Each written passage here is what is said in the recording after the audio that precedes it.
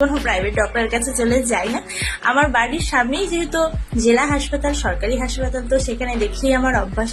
আমি বাড়ি থেকে বেরিয়েছি তখন বাজে 11:30, কারণ ঘুম থেকে উঠেই কাজবাজ করে চা খেয়ে তোমাদের দাদাকে রেডি করে টিফিন দিয়ে তারপর পাঠিয়ে দিলাম কাজে। তারপর আমি চলে গেলাম মায়ের বাড়ি। তো সেখান থেকে হাসপাতালে গিয়ে লাইন দাঁড়িয়ে ওষুধ নিয়ে আস্তে আস্তে বেজে গেছে 3:30।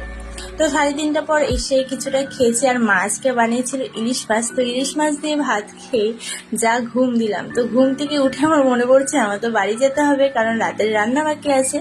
সেই জন্য একটু খেয়ে দিয়ে ঘুমিয়ে মজা করে চলে আসলাম। আর সত্যি কথা বলতে কি বলতো, শ্বশুর বাড়ি থেকে বাপের বাড়িতে যাওয়ার যে আনন্দটা আর বাপের বাড়িতে যে সুখটা, সেটা কিন্তু আমরা কোথাও পাই না। এটা কিন্তু আমার প্রতিটা মেয়ে, মানে শুধু আমি না, প্রতিটা মেয়েই জানি যে বাবার বাড়ি একটা আলাদা শান্তি, কারণ সেটা আমাদের নিজের বাড়ি। ও হ্যাঁ, তোমাদের তো একটা জিনিস বলতে ভুলেই গেছি। আমি যে মেডিসিনের দোকান থেকে মেডিসিন কিনছিলাম, সেখানে না আমার ফোনটা আমি ফেলে দিয়ে চলে এসেছিলাম। তো যখন আমি বাড়িতে টোটোতে আসবো হাফ রাস্তা, তখন আমার মনে পড়ে যে আমার ফোন কোথায়। তো সেখান থেকে আবার রিটার্ন করলাম, রিটার্ন করে খুঁজে টুজে গিয়ে তারপর ফোনের দোকানে গিয়ে পেলাম ফোনটা। আর ততক্ষণে যেন আমার জীবনে আর প্রাণ ছিল না, আমি এতটাই ভয় পেয়ে গেছিলাম।